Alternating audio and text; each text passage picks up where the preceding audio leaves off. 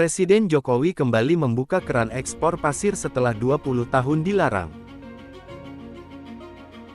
Alasan Jokowi kembali membuka keran ekspor pasir pun, karena banyak pasir yang menganggur alur jalannya kapal. Jokowi menekankan bahwa yang dibuka ekspor bukan pasir laut tapi sedimen. Sekali lagi, itu bukan pasir laut ya, yang dibuka adalah sedimen. Sedimen yang mengganggu alur jalannya kapal. Sekali lagi, bukan. Nanti kalau diterjemahkan pasir beda loh ya. Sedimen itu beda.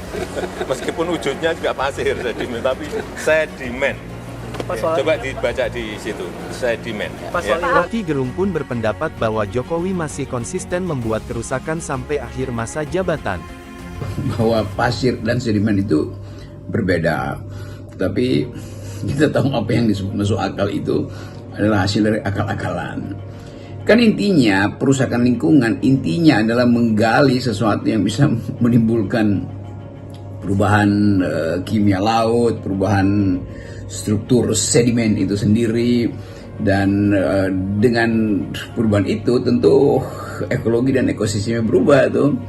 Jumlah plankton yang hendak dijadikan makanan ikan berubah, komposisi kimia berubah. Jadi mengaduk-aduk dasar laut aja itu udah merupakan pelanggaran pengetahuan itu. Tapi kalau memang nggak punya pengetahuan ya sebut aja bahwa pasir itu bukan sedimen, sedimen itu bukan pasir tuh. Karena memang hanya ingin memisahkan itu supaya undang-undangnya jalan. Kalau disebut pasir itu artinya merusak lingkungan, kalau sedimen tidak merusak lingkungan. Tapi barang yang sama dengan akibat didefinisikan dengan cara yang berbeda itu artinya akal-akalan tuh. Nah, kemampuan kita untuk membaca akal-akalan presiden udah lama sebetulnya kita paham. Jadi silahkan bertanya pada ahli lingkungan, pada ekologis, pada Greenpeace, pada mereka yang mengerti hubungan antara pasir itu dan cewek-cewek bisnis di belakangnya tuh. Kan semua itu yang terbaca di depan mata kita tuh. Apalagi kalau larangan itu akhirnya dibuka juga setelah 20 tahun ditutup, dan orang bertanya berarti ada satu grup bisnis yang mungkin mengambil rezeki terakhir dari masa era Pak Jokowi, atau Jokowi sendiri mungkin udah janji lalu baru sekarang dia penuhi. Jadi kita coba baca kepentingan Jokowi dan kepentingan alam. Nah, kepentingan alam itu kalau kita sebut nenek moyangku orang pelaut, itu artinya kita menghormati sesuatu tapi dengan cara merusaknya. Jadi hak dari nelayan-nelayan yang pendapatannya pasti menyusut, hak dari ikan dan terumbu karang, hak dari ganggang laut untuk tumbuh dari dasar laut itu sendiri, dan dianggap bahwa itu adalah sedimen maka boleh dibongkar. Jadi bukan sekedar lucu tapi menunjukkan ketidakmampuan berpikir itu dari seorang presiden. Tetapi poin kita selalu adalah mengapa Presiden Jokowi sampai akhir kekuasaannya masih ingin cari untung dari laut yang sebetulnya dia sebutkan dari awal kami kampanye Jokowi, jangan membelakangi laut, jangan memunggungi laut. Yang terjadi adalah dia menatap laut sambil melihat mana yang bisa dia jual tuh.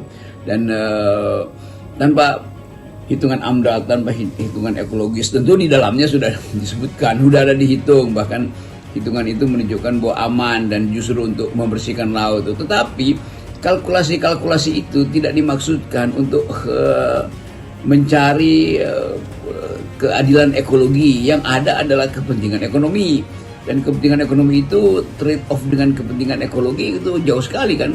Apalagi kalau kepentingan ekonomi itu sekedar untuk menunjukkan bahwa potensi laut kita untuk menghasilkan sumber daya besar sekali. Tetapi pertanyaannya, sumber daya itu dan potensi itu dan hasil penjualan itu tiba pada siapa?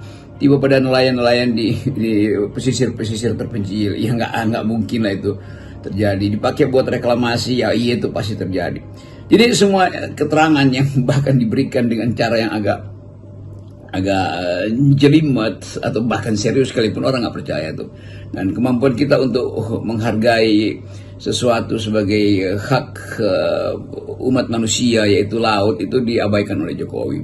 Kemampuan kita untuk mulai menerangkan bahwa ekologi laut itu adalah keseluruhan isi bumi itu, bahwa Indonesia itu isinya adalah laut, bahwa kita negara yang secara antropologi dijamin untuk bertahan hidup ribuan tahun karena kita punya laut. Tetapi Jokowi tidak peduli itu kan, karena bagi dia ya pengetahuan dia itu yang harus diikuti, yaitu pengetahuan yang terbatas.